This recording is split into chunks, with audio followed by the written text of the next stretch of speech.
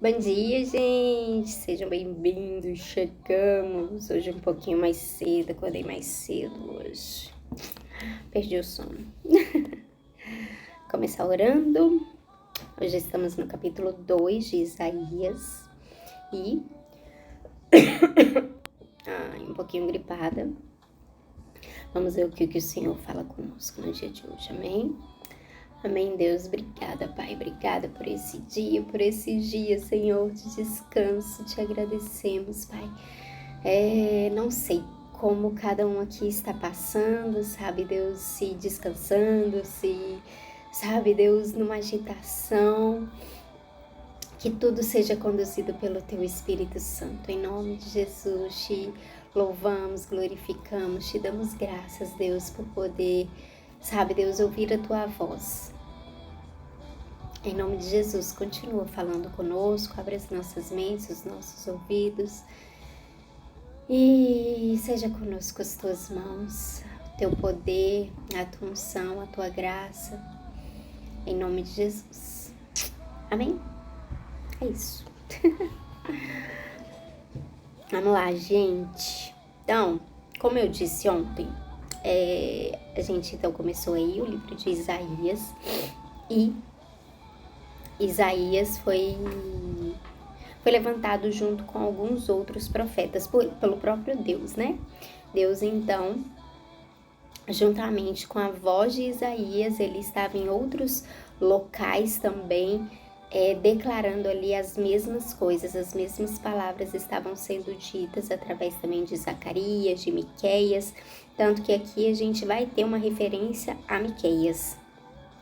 E deixa eu ver se é Zacarias. E é Zacarias também, tá? Então, vamos lá. Vai dizer o seguinte. Bom dia, mami, seja bem-vinda. Meu Deus, calma. Então, vai dizer assim. Esta é a mensagem a respeito de Judá e de Jerusalém que o Senhor Deus deu a Isaías, filho de Amós. No futuro, o monte do templo do Senhor será o mais alto de todos e ficará acima de todos os montes. Os povos de todas as nações irão correndo para lá e dirão assim: vamos subir o monte do Senhor, vamos ao templo do Deus de Israel. Ele nos ensinará o que devemos fazer e nós andaremos nos seus caminhos, pois os ensinamentos do Senhor vêm de Jerusalém. Do Monte Sião ele fala com o seu povo. Deus será o juiz das nações, decidirá questões entre muitos povos. Eles transformarão as suas espadas em arados e as suas lanças em foices. Nunca mais as nações farão guerra, nem se prepararão para batalhas. Venham, descendentes de Jacó, vamos caminhar na luz que o Senhor nos dá. Então, aqui eu entendo o seguinte, deixa eu abaixar um pouco. Eu acho que acabou.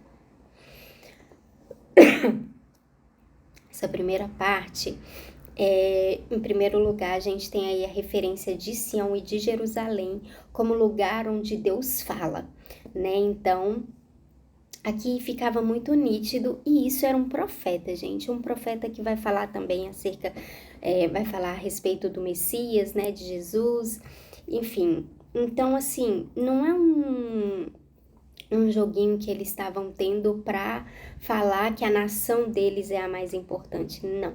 A gente precisa dar atenção a isso. E hoje a gente fica assim, cara, mas como eu vou, ouvir o que, né, Jerusalém tá falando, sendo que às vezes eles sequer são referência para nós, sendo que às vezes eles não estão nesse mesmo caminhar, mas eu considero muito importante que a gente fique ciente a respeito ali dos acontecimentos de Israel, de Jerusalém. É que nem eles falam, uma frase que eu ouvi naquele filme From the River to the Sea, que me marcou muito, é assim, o mundo todo tá falando sobre futebol, carnaval, sobre economia, enfim, são inúmeras as coisas das quais o mundo está falando. Todos os outros países, né, os países, né, mais maiores assim, economias gigantescas, estão falando sobre várias coisas, mas eles falam que lá, eles falam sobre Deus, a vida deles gira em torno de Deus e das coisas que o Senhor falou. Então, sabe, ainda que eles hoje não sejam uma referência para nós, mas eu acho importante, sabe, sempre a gente tá ligado nas movimentações e em tudo que Deus está fazendo naquele lugar, né, em tudo que a gente puder, assim, captar de melhor, ir lá conhecer. Minha mãe é doida para ir lá conhecer. Em nome de Jesus eu profetizo que você vai, dona Débora. Sabe? E sei lá, eu sou muito conectada, né? Eu gosto de ouvir os judeus messiânicos de lá. Eu gosto de, sempre que tem alguma coisa assim, eu fico antenada, eu fico ligada. Por quê? Por conta dessa palavra, sabe? Porque vai falar, pois os ensinamentos do Senhor vêm de Jerusalém, do Monte Sião. Ele fala com o seu povo. Deus será o juiz das nações e decidirá questões entre muitos povos. Então, que a gente possa tá aí, sabe, buscando um pouco mais sobre isso tudo, né? E aí alguns falam, ah, não, hoje em dia, tipo, foi trocado, ah, agora é Jesus, enfim. Tem um monte de estudo, de questões envolvidas e eu nem vou entrar porque eu nem sei. Mas, enfim. Outra coisa também que me chama a atenção nessa parte é que ele fala assim, eles transformarão as suas espadas em arados e as suas lanças em foices. Nunca mais as nações farão guerra, nem se prepararão para batalhas. Sabe o que eu entendo aqui? Porque espada e lança, se a gente vai no dicionário e também na nossa, né, vida cotidiana, a gente sabe que isso está relacionado a instrumentos de guerra, a instrumento de força, poder, autoridade. Mas quando ele fala que isso vai ser trocado por arados e foices, isso já fala sobre cultivo da terra, sobre agricultura. Isso tanto no nosso dicionário quanto no dicionário, né, da Bíblia, aquele que fala ali sobre as palavras em hebraico, o significado real. Então, sabe, o que eu entendo? Que nesses dias o Senhor transformará as armas de guerras. Sabe que às vezes os povos e as nações acham que vão conquistar o mundo através de guerras. Eles vão transformar em forma de cultivo, em forma de serviço. Sabe, o Senhor vai transformar isso em forma de serviço, em forma como era lá nos primeiros, né, os primeiros dias com Adão e Eva, que eles eram agricultores, né, eles cultivavam a terra, eles tinham essa missão, esse dever aí de cultivo, sabe, de cuidar da terra. Então, eu acho que o Senhor fala muito sobre isso, sabe, eu acho que eu não sei exatamente, mas, sabe, eu acho que, enfim, é isso. Que a gente possa pensar nisso, sabe, em cuidar do nosso planeta, da nossa, né, da nossa terra, daquilo que o Senhor tem colocado em nossas mãos. Enfim, vamos continuar. Então, no versículo 6, vai dizer o seguinte, ó Deus, tu abandonaste o teu povo, os descendentes de Jacó. Pois o país está cheio de médiuns da Filisteia e de adivinhos que vêm do Oriente. O teu povo segue costumes estrangeiros. A terra de Israel está cheia de prata e de ouro. Não se pode calcular a sua riqueza e não é possível contar os seus carros de guerra e cavalos. Mas o país está cheio também de imagens. O teu povo se ajoelha diante dessas imagens. Eles adoram aquilo que eles mesmos fizeram. Porém, todos serão humilhados e envergonhados. Ó Deus, não os perdoes. Vão procurar esconderijo nas cavernas. Cavem buracos no chão, a fim de escapar da ira de Deus, da glória majestosa do Senhor. Virá o dia em que os orgulhosos serão humilhados e os vaidosos serão rebaixados, e somente o Senhor receberá os mais altos louvores. Naquele dia, o Senhor Todo-Poderoso vai humilhar todos os orgulhosos e vaidosos, todos os que pensam que são importantes. Ele destruirá os altos e majestosos cedros do Líbano e todos os carvalhos da terra de Baçã. Ele arrasará todas as montanhas altas e os montes elevados. Ele derrubará todas as torres altas e as muralhas fortes. Ele afundará todos os grandes navios e os barcos mais bonitos. Naquele dia, os orgulhosos serão humilhados e os vaidosos serão rebaixados. Somente o Senhor receberá os mais altos louvores e todas as imagens desaparecerão. Quando o Senhor aparecer, os moradores da terra ficarão apavorados e fugirão para as cavernas. Eles descerão nos buracos profundos, a fim de escapar da ira de Deus, da glória majestosa do Senhor. Naquele dia, todos pegarão as imagens de prata e de ouro que eles mesmos fizeram para adorar e as deixarão para os ratos e os morcegos.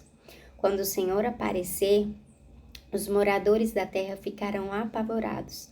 Eles fugirão para as cavernas e se meterão nas fendas das rochas, a fim de escapar da ira de Deus, da glória majestosa do Senhor.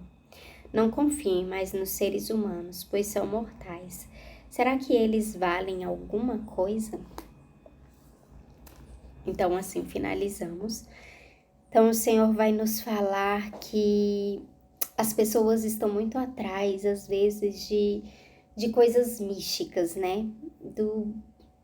E a gente pode trazer um pouco para nossa realidade, sabe? Gente, deixa eu contar uma coisa pra vocês. Esses dias eu tava... apareceu tipo um negócio de marketing digital e eu fui dar uma olhada, né? Aí eu fui fazer tipo uma inscrição para umas aulas e tal. E aí, beleza. Deixa eu chegar pra cá porque o sol tá começando a... Gente, o dia tá tão lindo. Por isso que às vezes as pessoas adoram o sol e a lua, olha isso.